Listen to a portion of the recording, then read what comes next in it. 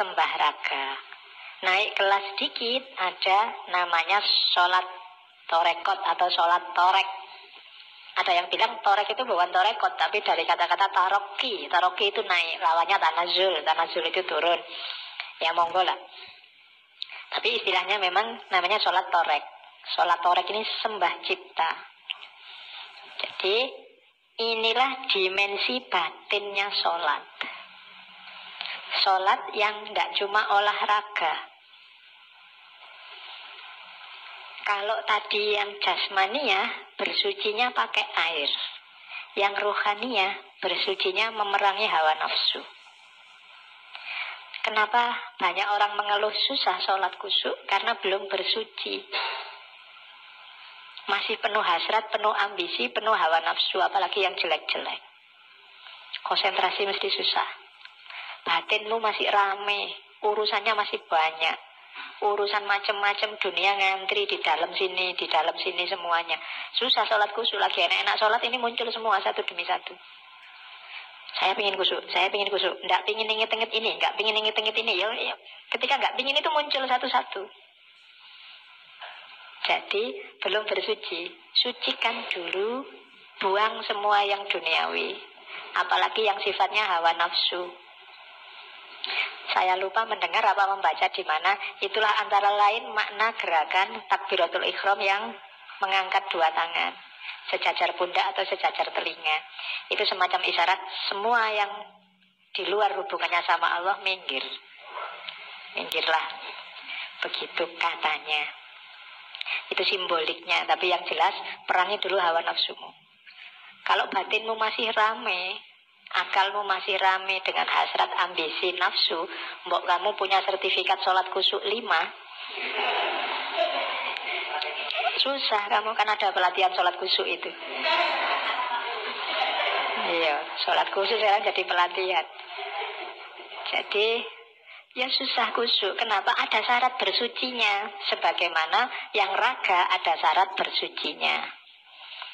Yang membantu sholat khusyuk adalah kalau kita paham yang kita baca dan kemudian kita jalankan dalam hidup yang sebenarnya apa yang kita baca. Itu pasti khusyuk. Kalau dalam iftitah misalnya kita membaca inna sholati wa nusuki wa mahyaya wa mamati lillahi rabbil alamin. Sesungguhnya sholatku, ibadahku, hidup dan matiku hanya untuk Allah. Kalau ingin khusyuk beneran, hidupmu kayak gitu beneran. Kalau kamu baca Fatihah bismillah alhamdulillahi rabbil alamin, segala puji hanya bagi Allah, yang layak dipuji hanya Allah. Kita ini lemah, tidak ada kebaikannya apapun tanpa bantuan Allah, maka alhamdulillahirabbil alamin.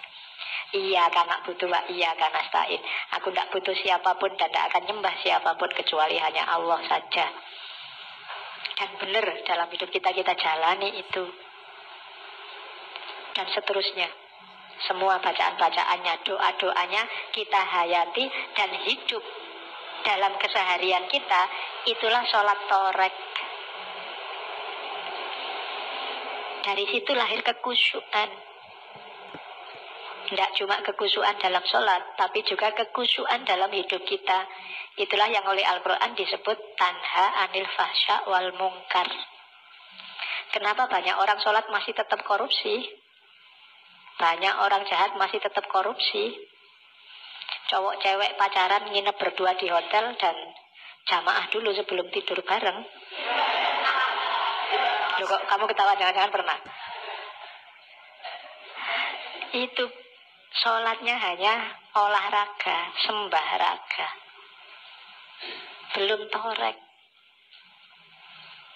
Belum tanha anil fasya wal mungkar. Jadi makomnya harus naik. Sholat torekot.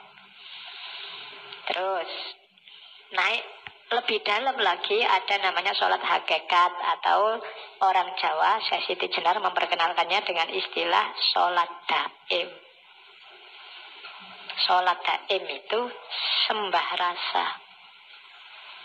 Ini level selanjutnya dari sholat torek. Kalau tadi sholat torek itu membersihkan diri.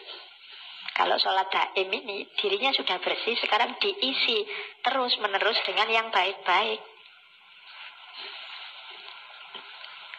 Cara bersucinya dengan zuhud. Zuhud itu berarti tidak terlalu memasukkan variabel dunia dalam hidup. Jadi orang yang masuk ke level sholat daim itu khusyuknya nggak cuma di sholat, tapi dalam hidup sehari-hari. Itu ada penjelasan. Orang Jawa menyebut apa? Khusyuk itu sinonim dengan kata-kata lerem.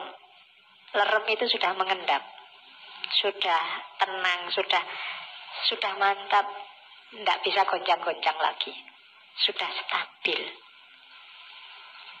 Jadi orang yang sholat daim itu berarti orang yang tiap detik kehidupannya itu kekhusyukan. Bukan kok sholat terus menerus, bukan ndak syariat terus batinnya sholat terus, ndak. Ya syariat, ya torekot, tapi berlanjut terus dalam hidupnya, itulah sholat daim. Kesadarannya selalu kesadaran Allah, ndak pernah putus.